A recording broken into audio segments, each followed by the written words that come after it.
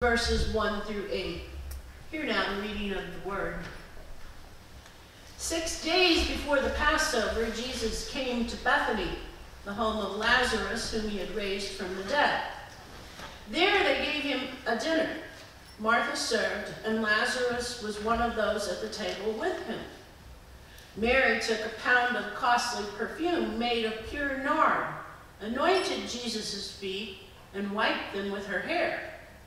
The house was filled with the fragrance of the perfume. But Judas Iscariot, one of his disciples, the one who was about to betray him, said, "Why was this perfume not sold for 300 denarii and the money given to the poor?" He said this not because he cared about the poor, but because he was a thief. He kept the common purse and used to steal what was put into it. Jesus said, "Leave her alone. She bought it so that she might keep it for the day of my burial. You always have the poor with you, but you do not always have me." Hear what the Spirit is saying to the church. On April 15, 1975, a young woman named Karen Ann Quinlan went into a coma from which she never recovered. She suffered from irreversible brain damage after an extended period of respiratory failure, which left her in a persistent vegetative state or a state of completely altered consciousness. Her eyes no longer moved in the same direction together. Her EEG showed only abnormal slow-wave brain activity, and over the next few months, she lost weight, eventually weighing less than 80 pounds. She was given a feeding tube and a ventilator to help her breathe. Her parents requested that she be disconnected from her ventilator, but hospital officials faced homicide charges if they complied with the parents' request. The Quinlans filed a suit requesting that the ventilator be turned off, but the suit was denied when the judge declared that taking her off of the ventilator violated homicide statutes. An appeal was made, and nearly a year later, the court finally granted their appeal. However, when she was taken off the ventilator, Karen surprised everyone by continuing to breathe unaided and thus was fed by artificial nutrition for 9 more years until her death from respiratory failure in 1985. This case continues to raise important questions in moral theology, bioethics, euthanasia, legal guardianship, and civil rights. And it has affected the practice of medicine and law around the world. One of the most significant outcomes of the case was the development of formal ethics committees in hospitals, nursing homes, and hospices. And today, as a result of this case and many others, we now have more options in planning our own advanced care. Now, in today's gospel reading, I can't help but notice that this is a story about death, advanced care planning, and honoring the choices of the dying. Jesus is on his way to Jerusalem, knowing that he will be put to death, and on the way, he has stopped at the home of his old friend Lazarus, whom he had just raised from the dead a couple of days earlier. The most ironic part of it, though, is that it was his raising of Lazarus from the dead that sealed his own fate. The religious authorities had all heard the reports by this time, the reports that Jesus had really outdone himself, not just curing lepers or driving out demons, but a full-blown resurrection of a man who had been in the tomb long enough to cause a stench. When the word spread that Jesus had brought Lazarus back from the dead, the religious leaders panicked. They knew for sure that now people would start to believe in him on a much larger scale, and that it could possibly provoke the powers that be, the Romans, to come in and destroy them. So the text says, from that day on, they planned to put him to death. But not as much about death as it is about honoring choices. And our teacher is a woman, which happens a lot in the Bible, especially the Gospels, where the last and the least always seem to hit the nail right on the head, while the apparently chosen stumble and blunder their way along. It's easy to confuse this account with the other three, one each from Matthew, Mark, and Luke. In Matthew and Mark, an unnamed woman anoints Jesus' head at the house of Simon the leper during the last week of his life. In Luke, the scene happens at Simon the Pharisee's house much earlier in Jesus' ministry. And in that version, Jesus is eating supper when a notorious sinner slips into the room and stands weeping over his feet, then drops to the ground to cover them with kisses before rubbing them with the oil of myrrh.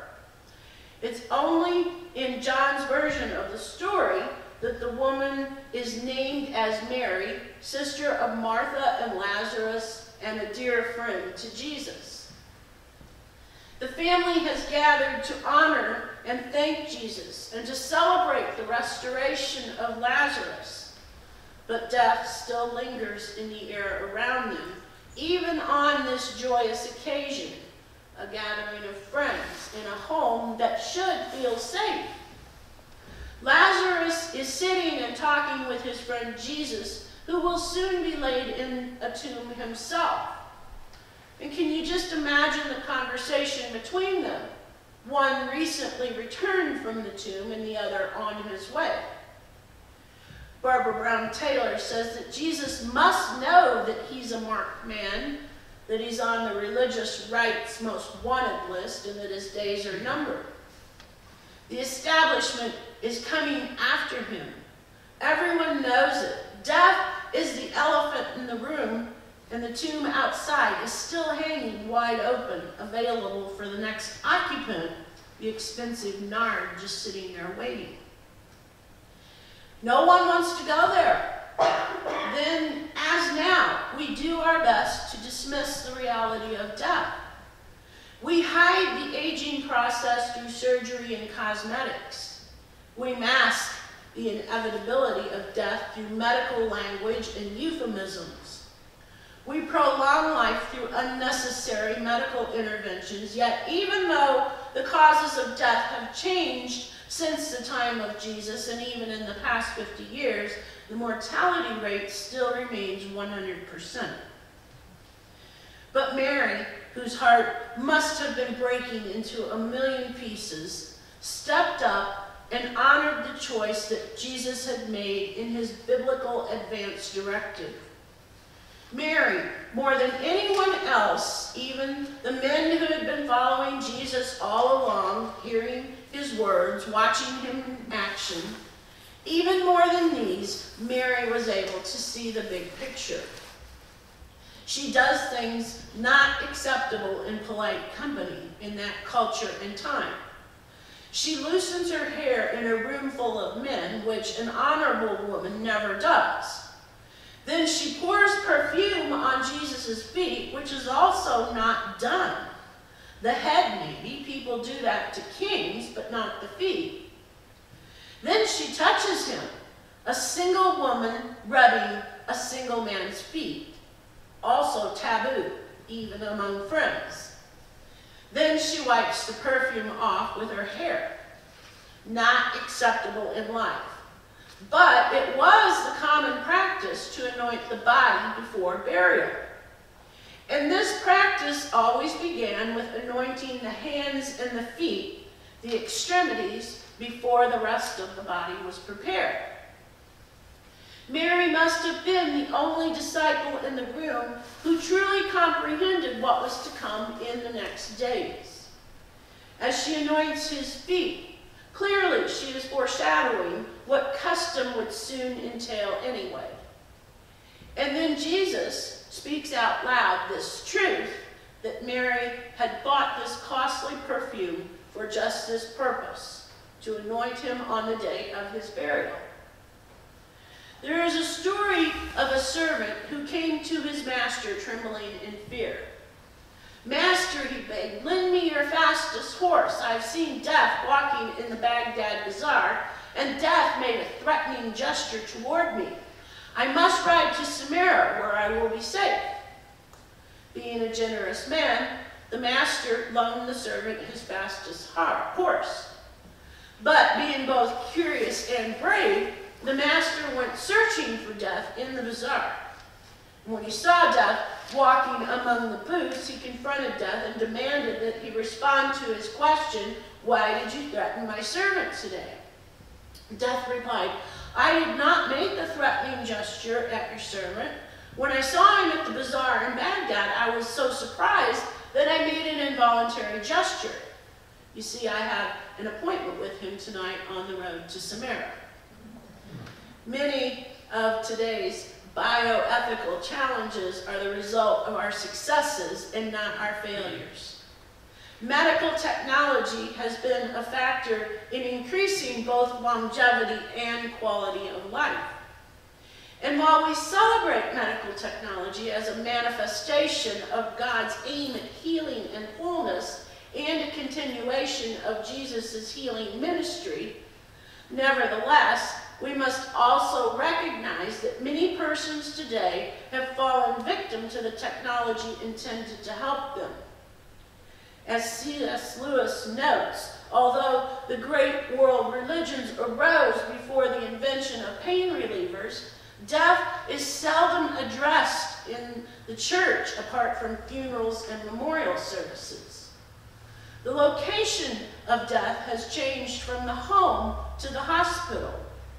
Persons live longer, and their deaths are more likely to be prolonged than sudden in nature. But you see, this is a church conversation because the two most sacred acts we experience in life are birth and death. We talk all the time about how God seeks abundant life for all of creation and each individual, but death also challenges us to theological, spiritual, and ethical reflection. God's ongoing revelation pertains to every aspect of our lives, including the pastoral and medical care at the end of our lives. Martin Luther once noted that in the midst of life, we are surrounded by death. Ultimately, we can neither deny nor avoid our mortality. But in light of God's presence in Jesus of Nazareth, we can also affirm with Luther that in the midst of death, we are surrounded by life. Today, the church is challenged to affirm that God is still speaking in end-of-life issues, which cause us to think about patient care and to explore the art of dying in the 21st century. There is no one biblical or Christian ethic on the majority of bioethical issues, nor does Scripture or even tradition offer guidance to many of the issues raised by modern technology. Still, the Christian tradition does provide insights that guide end-of-life care.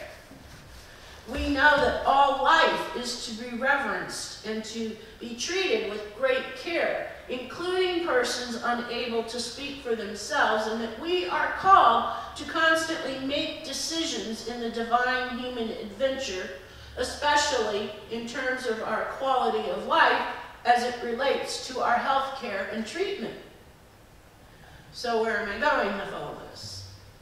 For several months now, myself and the other pastors in town and some members from each of the churches have been making preparations along with the Upland Hills Advanced Care Planning team to implement advanced care planning in our area.